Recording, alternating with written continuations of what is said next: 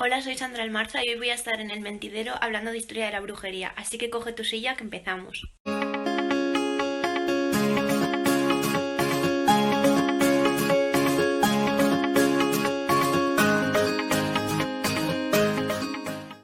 ¿Qué tal amigos? Bienvenidos un día más al Mentidero. Hoy tenemos nuevo programa de la sección de misterio. Hoy tenemos con nosotros a Sandra Almarza, experta en esoterismo. ¿Qué tal, Sandra? Hola, muchas gracias por invitarme. También tenemos a María González y a Diego Sobrecueva. ¿Qué tal, chicos? Muy bien, sobreviviendo. Muy bien, también. Ya Sí, de vuelta a la gran ciudad, ¿no, Diego? pues sí, que hace un tiempo espectacular. Me da pena no poder grabar con la ventana abierta, pero bueno, si no parece esto demasiado alterado mi background, así que lo dejo cerrado de momento. Haremos unos exteriores ya más adelante, no te preocupes. Sí. Bueno, Sandra, antes de presentar el tema que nos ocupa, cuéntanos un poco, que también tienes una cuenta de esoterismo, ¿no? En Instagram, que hay para que te pueda seguir la gente. Sí, bueno, la cuenta es Cristales y Aquelarres con K y hablo pues un poco de historia de la brujería, del tarot, de plantas medicinales, cristales. Ujú. Vale, pues dejaremos el link en la descripción para toda la gente que esté interesada y no os olvidéis de seguirla. Y también de suscribiros a nuestro canal, que ya que me echan la bronca siempre porque se me olvida decir al principio, ya está dicho. Diego? Para que no me eches la bronca luego. Ahí está, hemos cumplido ya. Bueno, pues precisamente el tema del que vamos a hablar hoy es un poco de la brujería a lo largo de la historia y vamos a empezar hablando de sus orígenes, cómo comienza también un poco esta caza de brujas, así que cuéntanos, André. Bueno, pues a ver, la caza de brujas empezó en 1484, pero hasta entonces, o sea, yo lo que os quería preguntar era lo que considerabais vosotros una bruja. ¿Qué es lo que consideráis una bruja? Pues yo tengo varios conceptos en mente. Por ejemplo, tengo conceptos como, por ejemplo, de Marvel, así un poco Bruja Escarlata también. El mítico de las brujas malas con la nariz larguísima, escoba y que viven en el bosque. Luego, bueno, brujas dentro del mundo de Harry Potter, que es lo que a mí más me toca. Y esos serían un poco los tres conceptos que manejo yo. No sé, María y Diego. Empezamos contigo, María, cuéntanos. Bueno, yo aparte de las fantasías, que sí, cuando dices bruja, la mítica de la escoba, el gorro largo y tirar para arriba para la luna. No, pero yo creo que es por donde vas a ir, Sandra, más o menos, que yo tampoco controlo mucho del tema, pero eso, las mujeres más inteligentes, las mujeres más echadas para adelante, pues que vivían solas o que no se adaptaban a las reglas de la época y eran consideradas raras pues brujas, digamos. Yo creo que va por ahí los tiros. Diego. Y yo tiraría también, a mí, cuando comparto evidentemente todo lo que habéis dicho los dos, pero también me recuerda mucho a mitologías paganas en las que pues, se dedicaban las mujeres a ser herboristas o curanderas o más de eso. A mí me recuerda un poco más a ese rollo prerromano de esa época ahí, de los pueblos ahí sobre todo de Inglaterra y de Alemania, toda esa zona así como muy druida, muy de ese estilo. Sí, es que precisamente eso no solo es prerromano, se extiende hasta la Edad Media y normalmente todas las mujeres que eran parteras, controlaban las plantas, pues curaban males, pues fue cuando empezaron a ser consideradas brujas, porque se consideraron una amenaza, sobre todo cuando la medicina estaba en pleno desarrollo, que los hombres empezaban a ir a las universidades y a estudiarla más plenamente, pues empezaron a ser una amenaza. Y también eran una amenaza porque tenían sabiduría, etcétera. Entonces, el papa que empezó con la caza de brujas era Inocencio VII, en 1434, como ya dije. Y hasta entonces la Iglesia más o menos aceptaba que hubiese brujas, pero a partir de ahí se denominó que era un crimen exceptivum, es decir, que los castigos tenían que ser mucho peores. Entonces fue cuando empezó las hogueras y todo esto. Lo que más sorprende es que no, ¿cómo podría pasar esto? Y la gente que no se sorprendiese ni nada. Durante el siglo XIV y XV hubo como una degradación masiva de la mujer porque también los gobiernos, aparte de que la prostitución fue permitida, fue legal, porque el gobierno se beneficiaba de ello, obviamente, también se empezó a ver con mejores ojos las violaciones y eso hizo que se degradase muchísimo más el papel de la mujer y que las cazas de brujas no fuesen algo tan sorprendente en la época.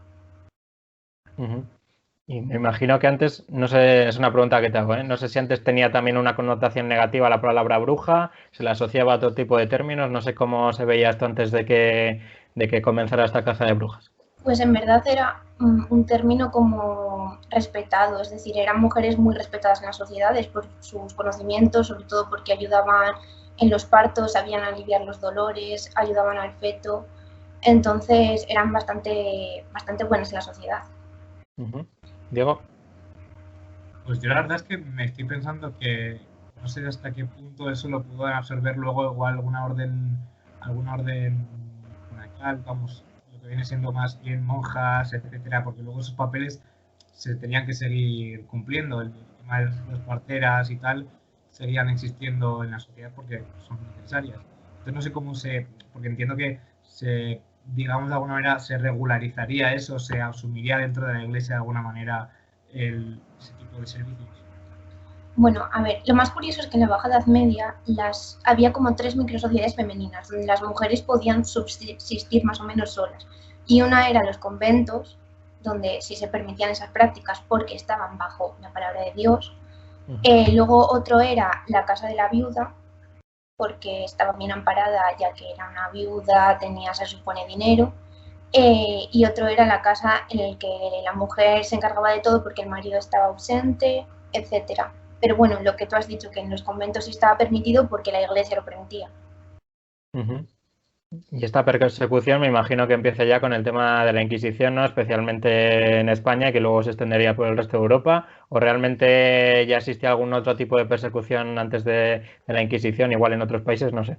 Cuéntanos. Sí, o sea, no fue solo en España, fue en todo el mundo y es más, no sé, hay un montón de historiadores que han intentado saber cuántas mujeres murieron y, o sea, se llega a pensar desde 13 millones, que es una barbaridad, hasta gente que lo compara con los muertos del Holocausto nazi, pero es que es imposible contar porque los casos no se escribían ni las defunciones, entonces no se puede saber, pero bueno, que fue por toda Europa, bueno, y en Estados Unidos con las brujas de Salem también.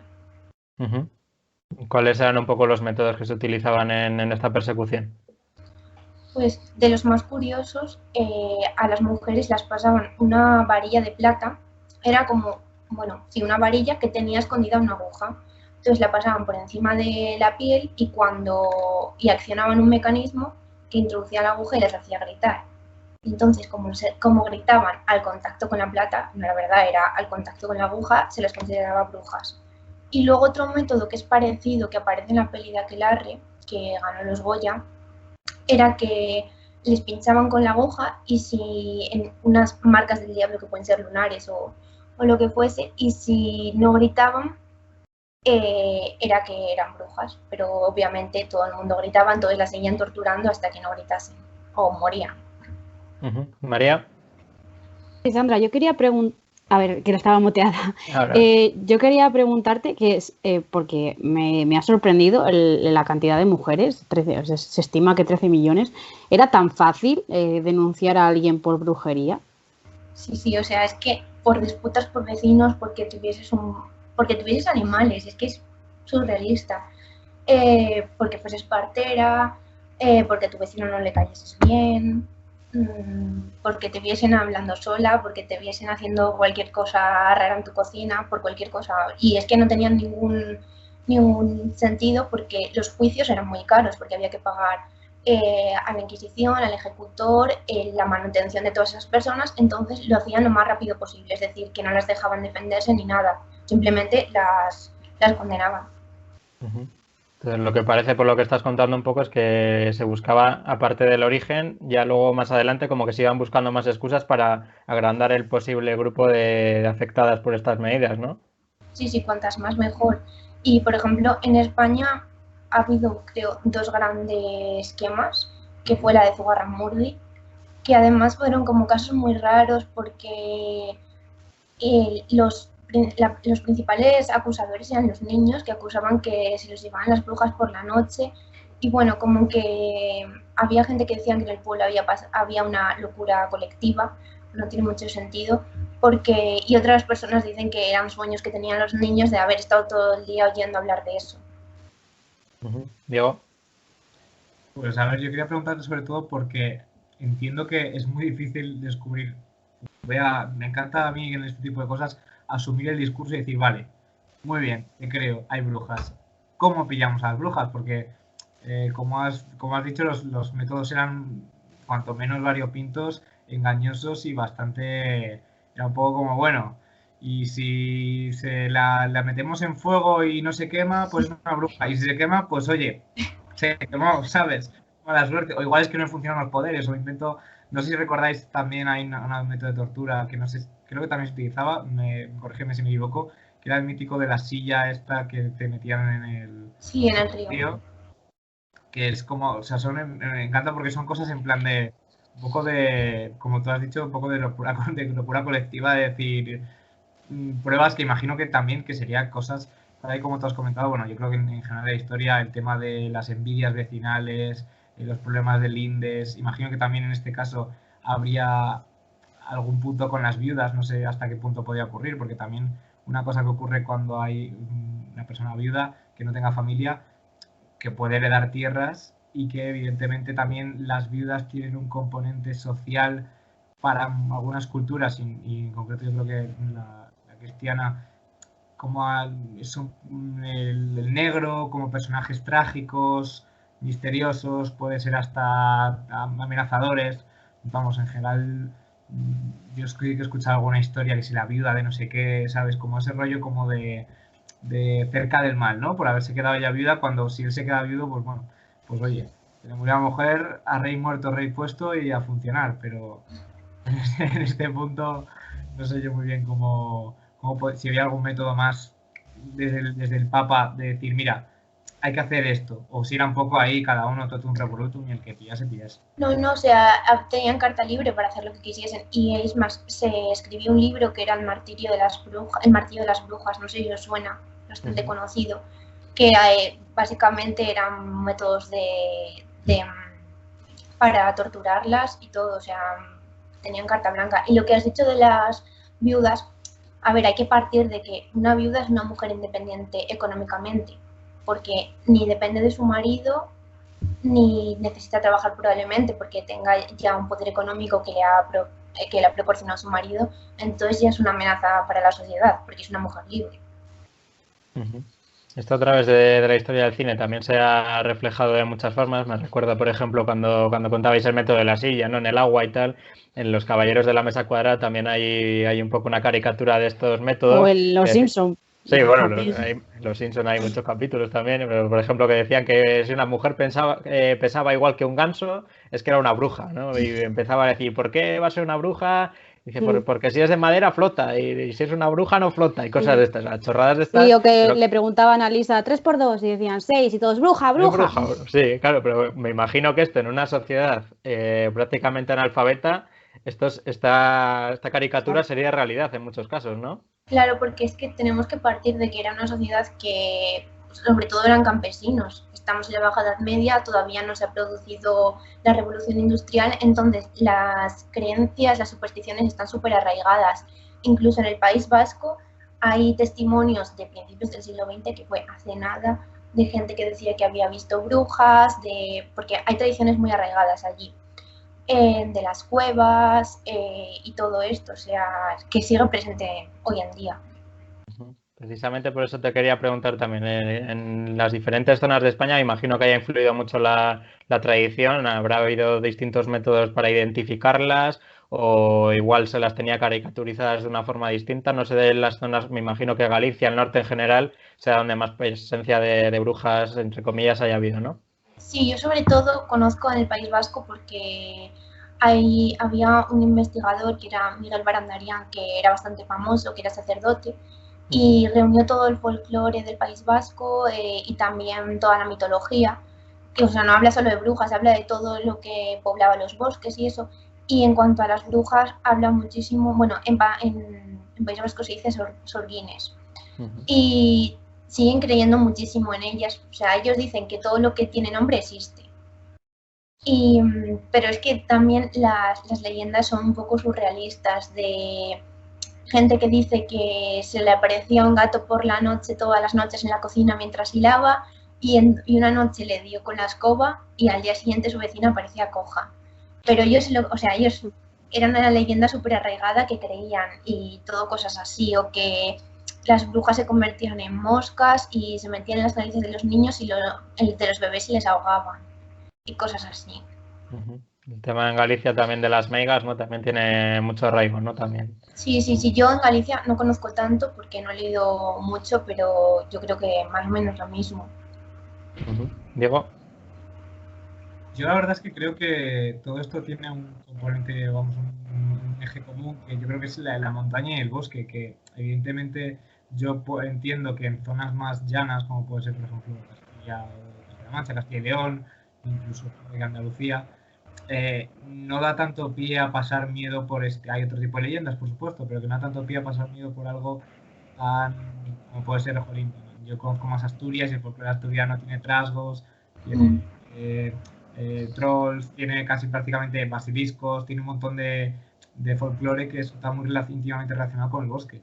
Evidentemente los bosques yo creo que dan pie a esa magia, por así decirlo, también yo entiendo que pasar miedo, y como he comentado antes Sandra con el tema de Ramón era de lo de los niños. Sí. Claro, la sugestión es impresionante, o sea, la sugestión de la gente, y tú a una persona le dices que has visto, yo qué sé, un lobo gigante por el bosque o una bruja o lo que sea, pues como se acerca al bosque por la noche o pase por ahí, pues claro, se puede montar ahí un lío impresionante. Y en este punto voy a recordar, no tiene mucho que ver, pero me ha recordado mucho, no sé si recordáis una película que se llamaba, que es del mismo director que Midsommar, creo que se llamaba Una cabaña en el bosque o algo así. Ni idea. ¿Me quieres sonar? Sí, creo que sé cuál es. Es como, estoy buscando ahora mismo la cabaña del bosque, la Cabin de Woods no es, esa es otra que está también así como una parodia de estas películas de terror. Bueno, básicamente es una película que igual probablemente todo el mundo la haya visto alguna vez, aunque sea en la tele pasada, que va de que como que van todos con unas capas rojas y viven como en un pueblo rodeado de bosque y hay como un perímetro hecho con antorchas y tal. La recomiendo mucho, ya si me acuerdo durante el programa del título os lo pondré, pero bueno, que básicamente en ese pueblo hay como unos monstruos un poco extraños por el bosque y juegan todo el rato con la sugestión de la gente de todas estas cosas. Y yo creo que evidentemente, tal y como decía antes Sandra, y aparte para la iglesia se puede sugestionar, o sea, se puede aprovechar esta sugestión para instrumentalizar a la gente en la dirección que tú quieras, porque puedes aprovechar, o sea, obviamente yo lo pienso y a veces, joder, no sé si han hecho la mítica pregunta de en qué momento histórico te gustaría vivir o tal, y alguna vez yo he pensado, joder, imagínate tú ser un noble de la Edad Media, intentar cambiar todo radicalmente, ¿sabes? En plan, darles derechos, tal, ser un gobernante de la hostia. Luego lo pienso y digo, vale, pero es que te viene cualquier día la iglesia y te dice, oye, hereje, y lo ha poseído el diablo, y todos brujos, y dices tú, hostia, ¿y cómo te defiendes de eso, no? Es como de repente así, y ahora que digo, ¿qué te puedo decir yo para convencerte de que ni soy el diablo ni nada por el estilo? Entonces, no sé, yo estas cosas del folclore, sobre todo del norte y tal, entiendo que tiene que ver muchísimo con la sugestión y con la orografía de la zona. Yo no sé, Sandra, también te quería preguntar, antes hablábamos un poco de la caracterización mítica de las brujas, ¿no? El capirote, la nariz, verrugas, cosas de estas. Incluso también hay muchos casos asociados a que eran pelirrojas, ¿no? En algunas zonas. Yo no sé de dónde viene realmente esta tradición de caracterizarlas como personas feas, así como hurañas. ¿Esto de dónde viene? Me imagino que tenga mucha influencia la tradición, ¿no? Sí, lo que ha dicho yo creo, Diego, un poco la sugestión de como verlo algo maligno, entonces pintarlo de manera fea, de manera tosca. Pero tampoco sé muy bien la raíz de dónde viene esa caracterización que tú dices. Vale, pues háblanos ahora un poco ya cómo se empieza a superar todo esto. Me imagino que el paso del tiempo y la adquisición de derechos y el avance también de la justicia en este sentido también haya influido mucho, pero cuéntanos realmente cuándo se empieza a superar por fin esta caza de brujas, porque nos has comentado hace nada que incluso a principios del siglo XX todavía había casos de persecuciones, ¿no? Bueno, pues a ver, las quemas como tal, por ejemplo en Inglaterra, acabaron sobre 1700 porque se estableció la ley de brujería en la que decían que no podían quemarlas, solo meterlas en la cárcel. Pero esta ley no se abolió hasta 1950, o sea, hace menos de 100 años. Y hay países como por ejemplo creo que es Tailandia, que todavía está presente la ley de brujería y todavía te pueden matar por ser bruja o encarcelar, y es que ya me parece muy surrealista eso. Sí, sí. Pero es que haga menos de 100 años en Inglaterra, que está ahí al lado, siga siendo, haya una ley contra la brujería, pues... Y en nuestro país un poco la situación cómo va evolucionando. Yo creo que, por ejemplo, más en el norte, porque aquí en Castilla, pues nunca hemos tenido una tradición tan arraigada, yo creo, pero sobre todo en Navarra, que está Zugarramurdi y el Valle del Baztán, que hay muchísima tradición, yo creo que todavía hay mucha leyenda y la gente sigue, sobre todo la gente mayor, pues como en todos los pueblos, pues siguen creyendo en las brujas, en los trasgos, en todo esto. Diego. Estás muteado, Diego. Estás muteado. Tengo curiosidad con el tema de la apariencia de las brujas y estoy aquí investigando rápido. Primero un incisito, se llama El Bosque, la película que comentaba antes. Muy recomendable, peliculón. Es un poco así lentilla y tal, pero de terror así psicológico y tal, y para mí tiene un final brutal, de los mejores que he visto. Y estaba leyendo justo ahora, estaba en la BBC leyendo un artículo que lo dejaremos igual el enlace que abajo, el de dónde vienen las brujas.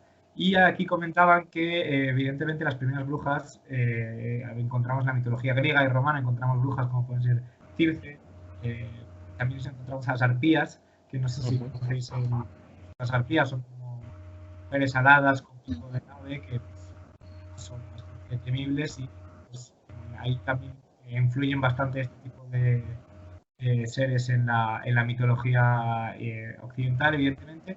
Y entonces, pues aquí estoy encontrando que el pintor Alberto Durero, en 1497, es el que crea por así decir, con dos cuadros, la apariencia que pueden tener las brujas.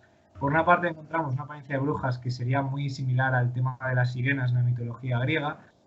Vamos a encontrar a Odisea, que son mujeres muy bellas, cautivadoras, que engañan a la gente, los atraen hacia el bosque, bueno, este tipo de engaño, por así decirlo, que también es otra forma de contemplar a la bruja. Y por otra parte encontramos una opción más que a veces en algunas culturas se ha jugado con la dualidad entre la mujer bella, que luego en realidad dentro está, o sea, no es realidad, o sea, que es un conjuro para parecer bella, pero luego en verdad pues se encuentra pues esto, nariz alargada, muy envejecida, encorvada, decadente totalmente. Bueno, pues básicamente voy a poneros aquí el cuadro porque la verdad es bastante bonito de ver y, bueno, bonito de ver, tampoco bonito, pero bueno, yo creo que interesante sobre todo para imaginaros porque, como digo, es uno de los orígenes de este, vamos, que tenemos todos en la cabeza de cuando pensamos en una bruja, y es que según lo veáis diréis todos, yo me la imagino más caricaturizada porque yo creo que todos también, yo creo que con el tiempo también se ha tendido a caricaturizar un poco la imagen. No sé si visteis. Ahora la tenemos ahí en tu fondo. No sé si se ve muy bien. Bueno, si no igual os comparto directamente pantalla un momento, que aguantamos igual más, ¿no os creéis? Así que os voy a compartir pantalla. Yo creo que aguantamos más. Vale, me tenéis aquí. Bueno, este es el artículo que comentaba. Ahí lo tenemos. Es una imagen, lo que viene siendo la imagen más clásica de una bruja así como más griega, más el tema de Circe y tal. Y aquí encontramos, como digo, este cuadro de la bruja abominable de Durero, que es como pues más subida en una cabra, bueno, evidentemente se relaciona con Satán, etcétera, y como digo, pues si os fijáis es un poco la idea que todos tenemos, aunque evidentemente extendiendo esa caricatura muchísimo más hacia una nariz más pronunciada, pero vamos, este ser un poquitito, por así decirlo, como abyecto, y bueno, fijaos que incluso está montada al revés o sea, la cabra está montada como al revés, o sea, es todo como muy pervertido, los ángeles aquí como, es todo bastante perturbador. Bueno, como dije, voy a ser bonito de ver. Vale, pues ahora para finalizar, hemos hablado mucho de la tradición en el norte, pero María también nos ha encontrado una historia de un pueblo de Granada en el que también existe una gran tradición de brujas, ¿no? Cuéntanos, María. Sí, yo os voy a hablar porque últimamente yo he visto por las redes sociales que se ha hecho un pueblo de Granada muy famoso, sobre todo en TikTok y en Instagram y tal, porque es muy bonito y tiene mucha relación con la historia de las brujas. Este pueblo se llama Soportújar y está pues en Granada, a 150 kilómetros más o menos de Almería. Ujú. Y bueno, para poneros en situación, vamos a retroceder unos 4 siglos más o menos. Entre 1568 y el 71, como sabéis, está la rebelión de las Alpujarras. Ujú. Este pueblo se encuentra en la región de las Alpujarras, que está durante el reinado de Felipe II. Bueno, pues la población morisca que habitaba allí se alzó en armas por la pragmática sanción de 1567, que era una ley que limitaba la cultura y las costumbres islámicas. Entonces, los sublevados, como es obvio, ganó el rey, los sublevados fueron expulsados de allí y toda esa zona se repobló con gente de Galicia, sobre todo, la gente del norte. Entonces, por eso la gente les llaman como gallegos también, sobre todo les llaman brujos, porque trajeron esa cultura que hemos estado hablando, la del norte, la trajeron al sur. Y lo que es más atrayente del pueblo son todas sus construcciones. Como veis aquí, esa es la plaza mayor, que si me quito del todo, pues lo veis. Es muy bonita, con un caldero, con 2 brujas. Luego está la calle más estrecha de España, que eso también, que creo que mide 40 centímetros así. Luego, hasta podéis mirarlo, también os lo dejamos abajo si queréis, unas imágenes. Unas casas, bueno, todo ornamental, obviamente. Una casa con patas de gallo que está en el aire. Bueno, es una flipada. Tiene arañas, tiene una cueva donde te explican pues cómo lo hacían supuestamente las brujas, pero el pueblo es precioso, es una preciosidad de pueblo, así que desde cuando se pueda ir entre provincias, claro, o Sí, si nos escuchan algunos de Granada, pues ellos podrán ir. eso es, que nos pasen fotos, Iván, claro. Claro. Hombre, ya como comentario final, ya para cerrar un poco, esto es lo bueno, ¿no? Que ha quedado un poco de esta historia de la brujería, sobre todo a nivel de turismo y de tradición oral, también en muchos casos, sobre todo en los pueblos, es el legado positivo que deja la brujería a lo largo de la historia, a pesar de todo el sufrimiento que han experimentado tantas mujeres, ¿no? A lo largo de la historia. Sandra. Sí, y bueno, yo también quería decir que en Granada capital, en el Ujú. Sacromonte, que era donde antes de la guerra civil estaban todos los clanes gitanos, ahí había bastante tradición, porque bueno, los gitanos que es normalmente, o sea, un pueblo nómada, utilizan muchos métodos esotéricos, el tarot, leen la mano también, los pozos, sobre todo cosas sobre clarividencia, y también había mucha tradición en el Sacromonte de brujería. Ujú. Pues ya vemos, ¿no? Es una leyenda desenterrada al final que parece que la brujería se los asocia al norte. Ya vemos que está extendida por toda España, en algunos casos casi por obligación, como hemos visto a través de estos movimientos forzados de los reinos de hace 4 o 5 siglos, y en otros casos también por tradición de los propios pueblos que allí habitan. Pues nada, chicos, ha sido un placer tenerte en especial a ti, Sandra, que es la primera vez que estabas con nosotros. Como hemos dicho antes, dejaremos abajo tus redes sociales para toda la gente que quiera seguir investigando un poco más sobre esto, ya que tú tienes varios posts sobre todo esto. Y nada, muchas gracias también a María y Diego por estar otro día más con nosotros. Os dejo despediros, chicos. Bueno, yo muchas gracias a los tres por invitarme y me ha gustado mucho y he estado muy cómoda. María, Diego. Bueno, pues yo gracias por aceptar la invitación, Sandra. Que ya sabes que aquí se puede hablar de todo con el máximo respeto y desde el cariño que tenemos a todos estos temas, la verdad. Y da que pensar estos temas, la verdad. Esto lo podíamos, no tanto como la Inquisición, pero hoy también se juzga a mucha gente por tonterías y por cosas que tendríamos que pensar. Sí, y en unos años se reirán de nosotros por cosas de estas. Seguramente. Diego. Pues nada, básicamente me quedo con lo que han dicho. Muchas gracias, Sandra, evidentemente, que nos gusta mucho hablar aquí de cosas diferentes y tener a la gente diferente charlando con nosotros. Y nada, pues la verdad es que a mí este tema sí que me interesa mucho. creo que ha sido una de estas cosas que se ha tapado un poquito. Yo creo que la Inquisición en general es una cosa que no se explica mucho en las aulas. Evidentemente, como decías tú, la aproximación de Viking y cosas así es muy complicada de saber. Y yo quiero destacar generalmente de este tipo de cosas que la peor gente no es tanto la institución en sí como las personas que la forman. No quiero quitarle, evidentemente, mérito a la Iglesia, por supuesto, pero digo que al final yo creo que lo que nos llamamos de todo este tipo de cosas, de acusaciones, de brujería, de Inquisición en general, es que los peores son tus vecinos. O sea, al final Totalmente. te toca las narices, te va a apuntar con el dedo, va a ser tu vecino. Y como decía María, hoy en día seguimos apuntando con el dedo. Y yo, vamos, una conclusión así final, que yo, ahora nosotros que nos creemos tan jóvenes y modernos, estoy seguro que nuestros hijos serán jóvenes y modernos más que nosotros y nos molestará. O sea, nosotros vamos a ser conservadores con nuestros hijos. O sea, aunque nosotros pensemos que no, que somos los progresistas, tal, yo tengo clarísimo que habrá cosas de nuestros, de lo que sean nuestros hijos o esas generaciones que diremos, ¿cómo hacéis estas pijadas? Pero cómo, qué buena música se ponía antes cuando estaba ¿sabes? Ponte y deja de escuchar ese... Es el signo de los tiempos, ya nos cuesta entender casi el TikTok a nosotros, pues imagínate lo que estará por venir.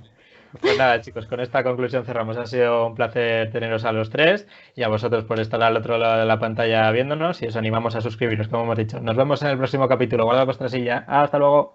Adiós.